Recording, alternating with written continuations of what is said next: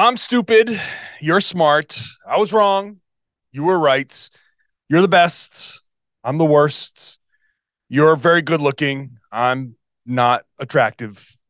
The Celtics shut me up, proved a point, and blew out the Milwaukee Bucks.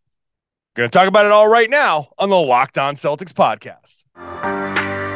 Be ever ready. Recognize the city of champs. Boston, baby, we do what you can't. Locked on number 18, Tatum and Brown, J-team, step back. We gon' wet that and slay teams. Of course, the Celtics, who else could it be? Screaming like KG with the Larry O.B. Karalis above average, assessing the team status. Best daily pod, no cap, salary matching. Clutch like Bird the DJ, keep John on replay. Prime time, dapping up the truth on the sideline. Raining J's, how it started, raising banners, how we finished. Locked on Celtics pod, home of the winners. B. Hey there, welcome back to the Locked On Celtics podcast, right here on the Locked On Podcast Network, where it is your team every day, and I'm here for you every day with a free, fresh podcast dropped directly to your device. If you are a subscriber, whatever app you use, this show exists on that. You can also watch the show on YouTube, hop into the comment section, join the conversation, and there's going to be a lot of conversation after the Boston Celtics win by 40 in Milwaukee. I'm John Karalis. I cover the Celtics for Boston Sports Journal. I used to play a long time ago, and I've also written a book called Boston Celtics All-Time All-Stars. Boy, the Celtics kind of put me in my place. I'm not going to lie. We talked about it in yesterday's podcast. I wondered aloud, is it me? Was it my own expectations? Is it my fault because I placed an expectation on the Celtics that they didn't particularly care about? That wasn't their expectation. It's not what their goal was. Was it me? And the answer resoundingly after this game in Milwaukee is, yeah, John, it was you. Yeah, it was me.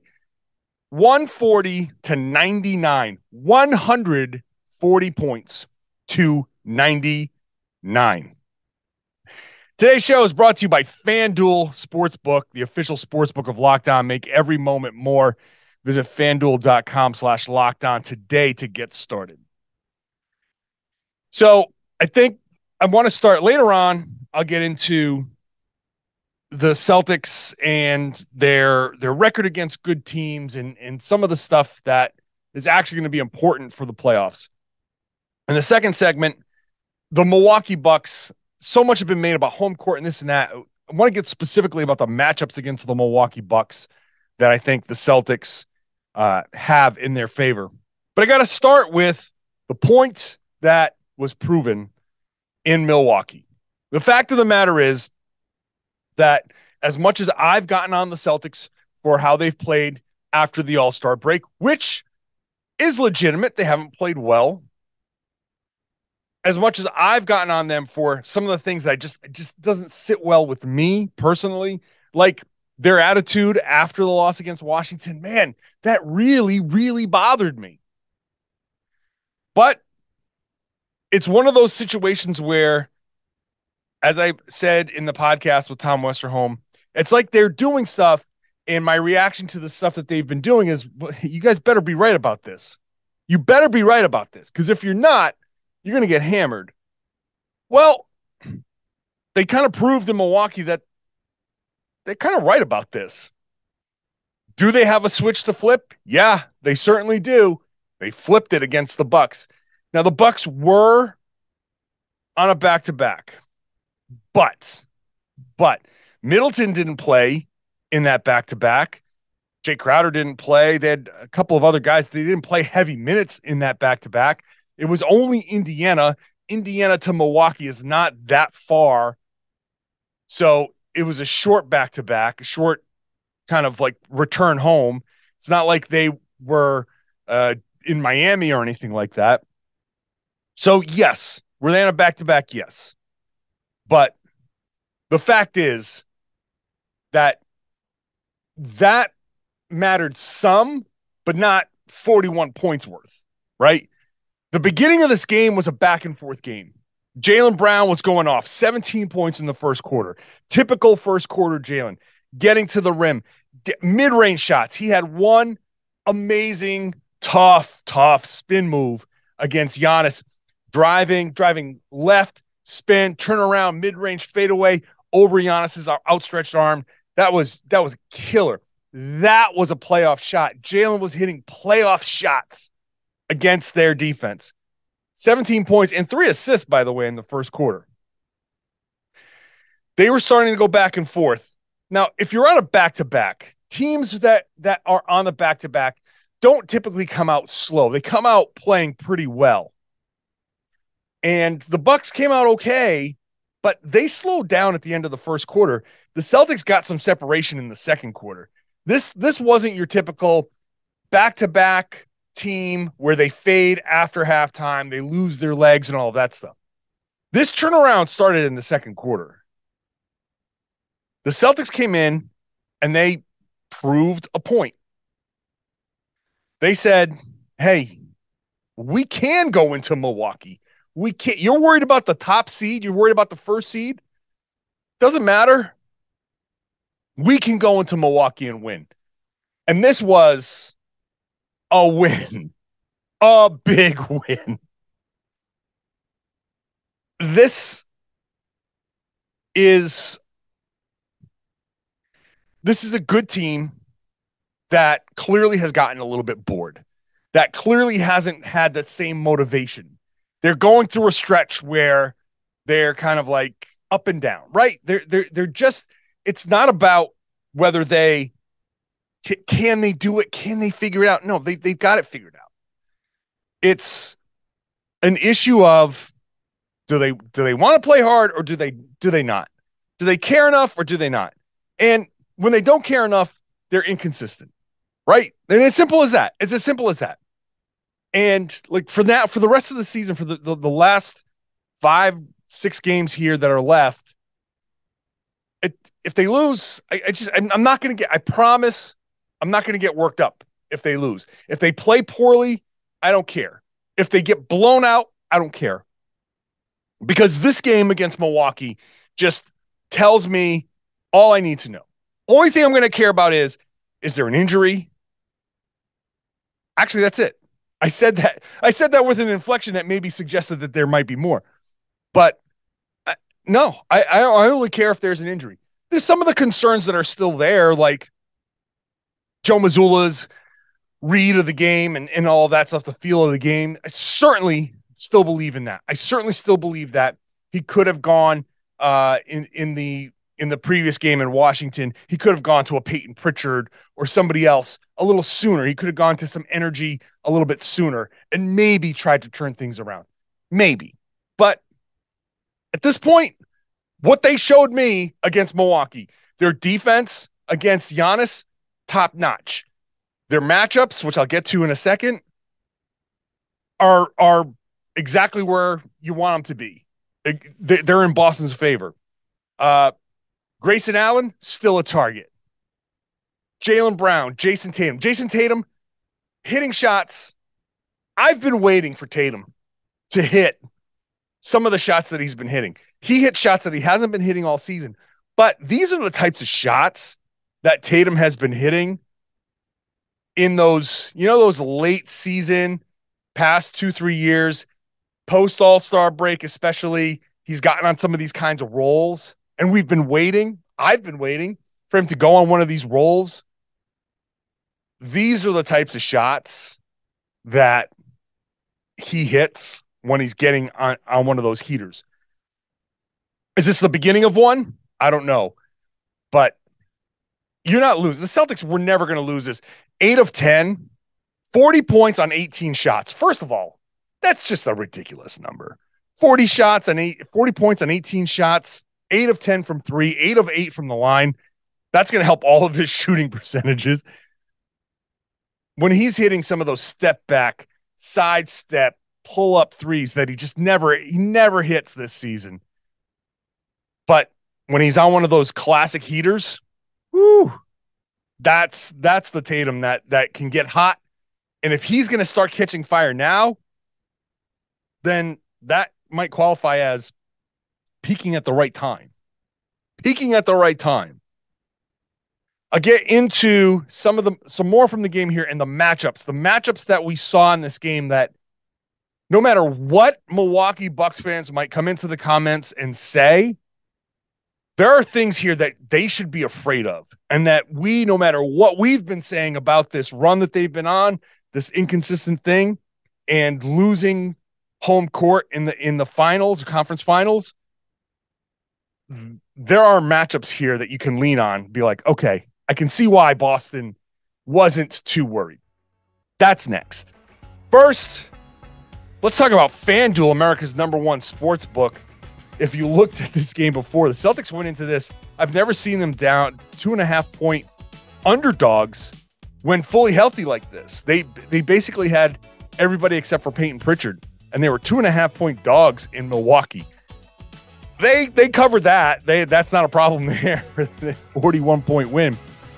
So any of you guys that bet on them on FanDuel, congratulations. That was a nice win for you guys. If you're a new customer on FanDuel, which a lot of you in Massachusetts are because sports gambling was just legalized there, then great. Sign up. Go to FanDuel.com/lockedon.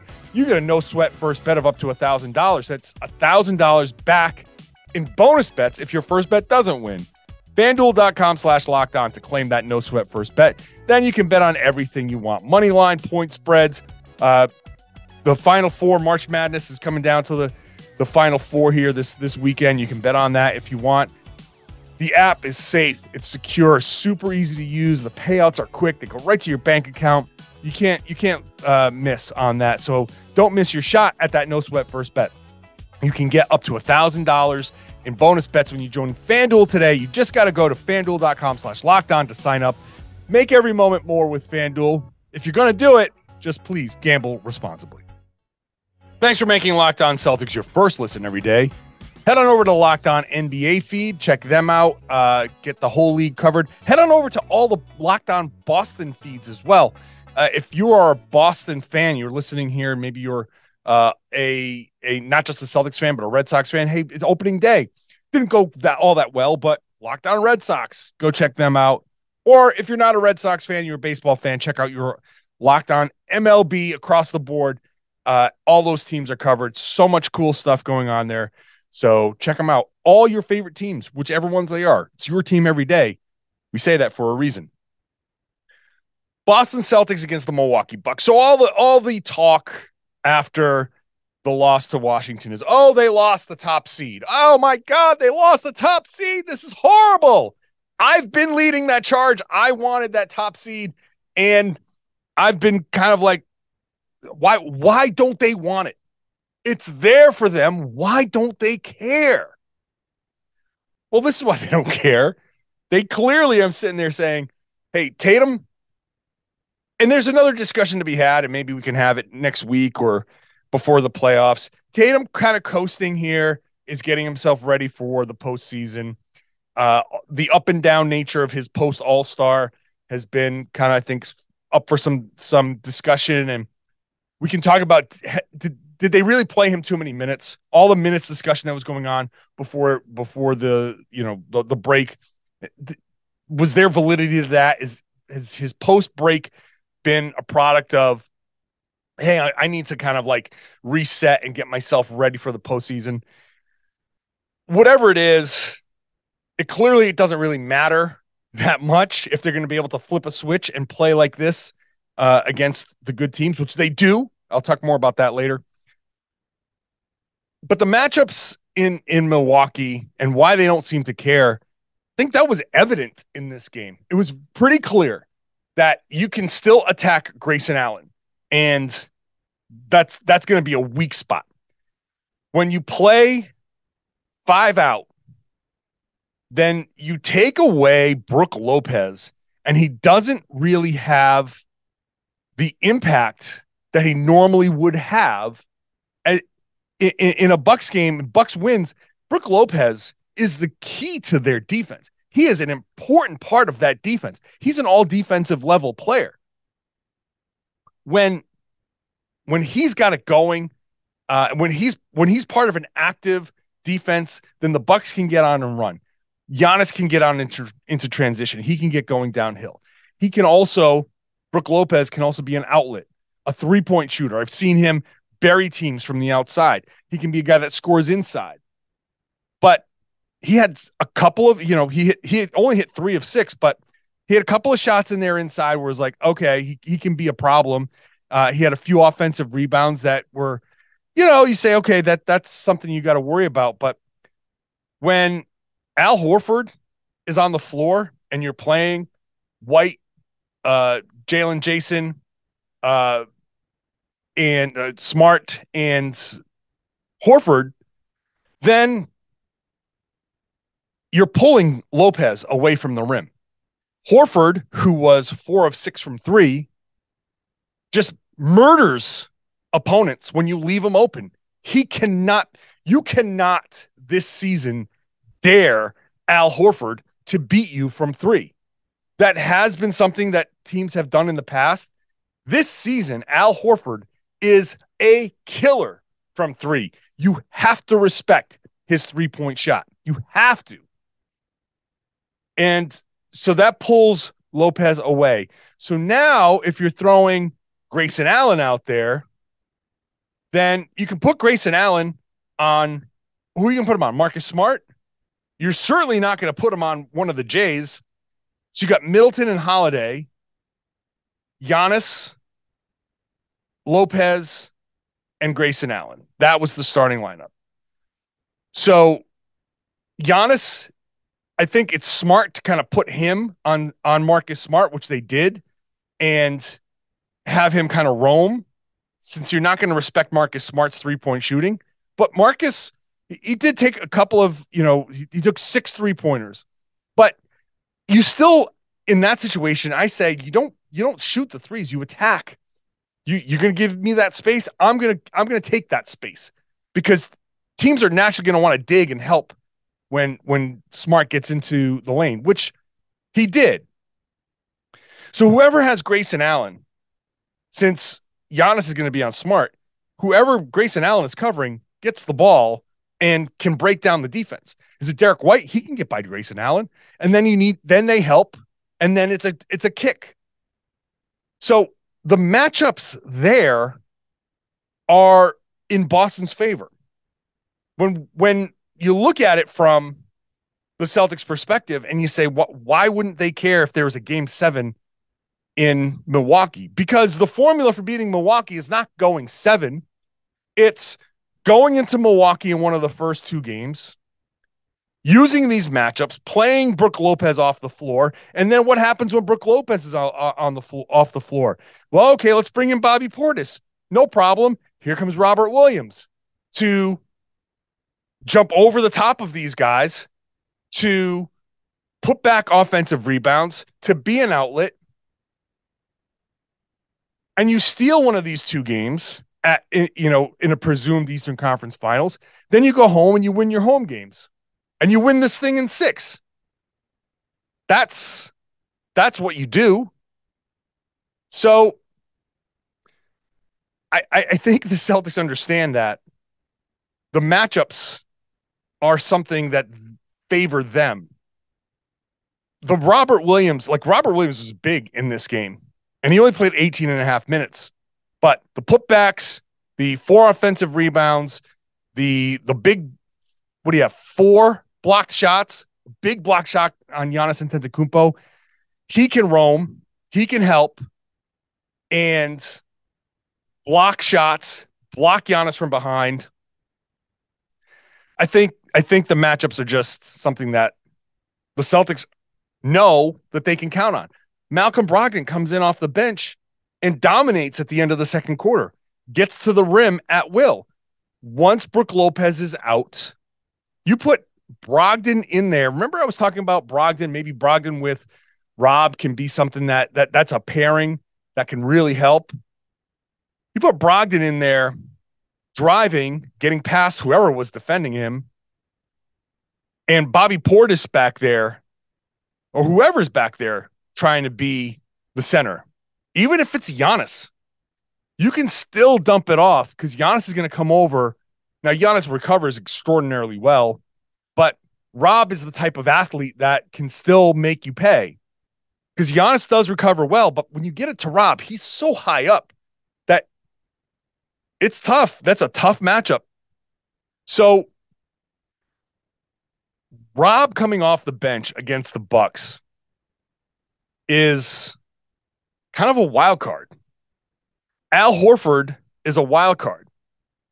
Now you have to do a little dance as the Bucks. When do you play Brook Lopez? Do you play Brook Lopez? And if you're a team that can take an opponent completely out of the thing that's worked all year long, the matchups are in your favor. So I think one of the things that this game has shown us is how the Celtics are justified in not being too worried about where Game 7 is if they face the Milwaukee Bucks. Because if they're doing it right, it won't get to a Game 7.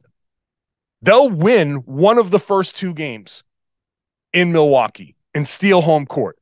They have the ability to do that. I wonder how Milwaukee comes out of this. I wonder how they feel coming out of this, because this kind of hammered home some of the things that we've seen. Look, Boston beat Milwaukee now twice pretty badly. And the one game that they lost was an overtime where like none of the regulars played. So that's a real confidence builder, a real message sent. All right, the Celtics continuing this theme about, hey, they've proven a point here. I'll get into their record against good teams. Again, the Celtics shut me up. So this is like a big mea culpa. That's all coming up next. Boston Celtics getting ready to take on the Utah Jazz tomorrow, or today. It's Friday by the time you listen to this. Actually, it's Friday by the time I started recording this. What am I talking about? The Jazz. I don't know what's going to happen against the Jazz. I honestly don't. I typically don't play back-to-backs. They both played in this one. They both might play. They might. Joe Mazzulla said he'd talk to them. And we'll see if they play. At this point, I'm with them. I'm not. It doesn't matter. Do they still have an outside chance at the top seed? Yes. They won the tiebreaker against Milwaukee, but I don't think it matters much. They need to be 2 games better than the Bucks the rest of the way. I don't think the Bucks are going to just punt on the top seed. I think they're going to need the top seed. If anything, this game showed them that you need every advantage you can against the Celtics, and you better hope that home court advantage is something that you get, because you don't want to lose that. So I don't think the Celtics care as much. Like I've been saying, there's no reason to play Horford more than you have. Why go all season long and come in and suddenly now in March, end of March, April is this weekend. By the way, April Fools, do not go on Twitter. I will never, ever, ever, ever do an April Fools thing on Twitter. So be careful out there. Anyway, why would they start now? Why would they start with the back-to-backs now? Like I just said, they don't care. They know they can go into Milwaukee and win. So sit Al Horford. You're going to lose to the Jazz again? So what? So what? Who cares? I'm sorry. I apologize to the people who have the tickets to that game. I'm sorry. But there's a bigger thing at stake. They're not going to. This is the other part of that whole argument where yes, do you owe the fans who paid the money? Absolutely. The fans pay the money. They pay the salaries. But at the same time, those fans want championships. And I don't know that it matters. If they play them, fine, I guess. But if they don't, doesn't bother me one bit. If they don't play those guys, then Utah probably will win because their size will be a problem. And you're counting on Grant and Luke Cornett and Mike Muscala to keep those guys off the boards. And that was a problem in the last game. So unless those guys can, suddenly really start boxing out, then I don't know, maybe the Jazz come in and beat the Celtics. Maybe they don't. I don't know how it's going to go. By the way, I don't think I'm going to do a post-game podcast.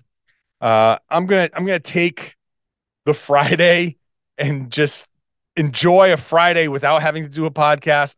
At this point, if the Celtics are going to kind of cruise, then there's nothing to break down. I'll talk about the game on Monday.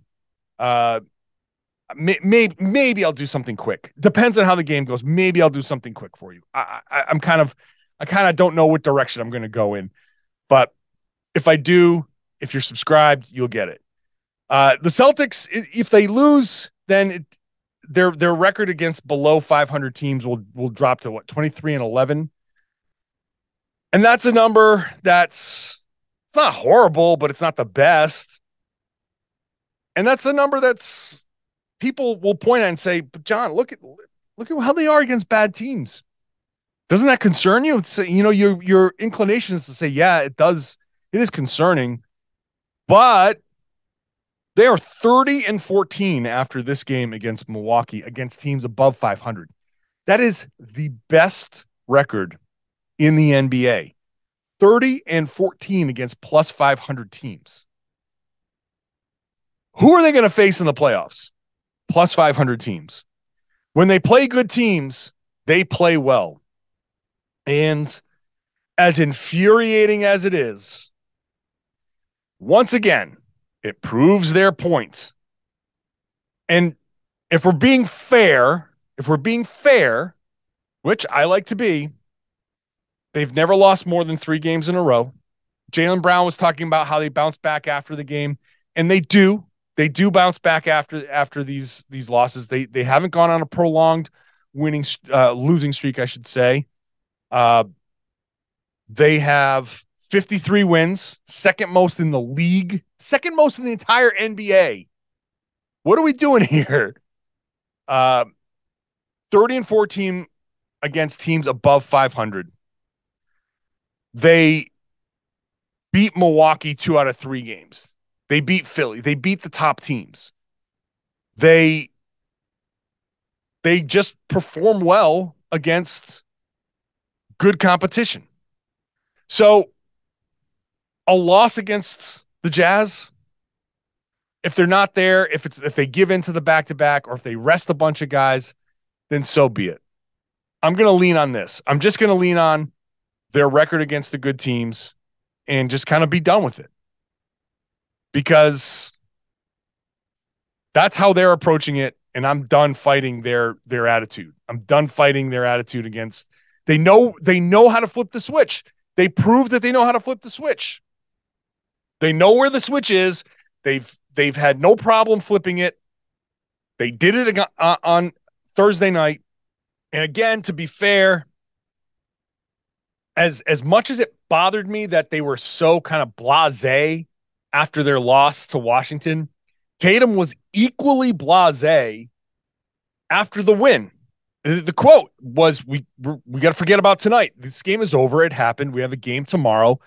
Well, we talked about it in the locker room. They all count as one. We won. It doesn't necessarily mean much, so we got to move on. We're going to show how good of a team we are by the way we respond tomorrow. That's all that matters at this point. So for all the crap that I gave those guys, all the crap, and it feels like, hey, I'd like to see the losses kind of sting a little bit more, but this is just how Tatum is built. Tatum is not about basking in the wins, and he's not about wallowing in the losses. He basically, by the time he hits the locker room, by the time he hits the podium, he's moved on from whatever it is. Maybe he's smiling a little bit more after a win, but he clearly has moved on, and it just doesn't bug him. Not too high, not too low. And maybe we like to see them get a little bit more low, get a little lower. I'll get my proper English out there. Maybe we like to see them get a little lower after some losses. But who am I to say that that's how he should be? This is the attitude that works. You bounce back. You bounce back from a loss. You don't take a win too seriously. You don't get too high on revel in your great performance, your great shooting performance. That's how it goes. So basically this whole half hour has just been me giving in. I bought into how the Celtics are thinking. I've just bought into it. The past few weeks have been an exercise in kind of riding the roller coaster. Maybe I've taken some things a little too far, I guess, all things considered. Maybe some of it's been an overreaction considering how good they looked against Milwaukee.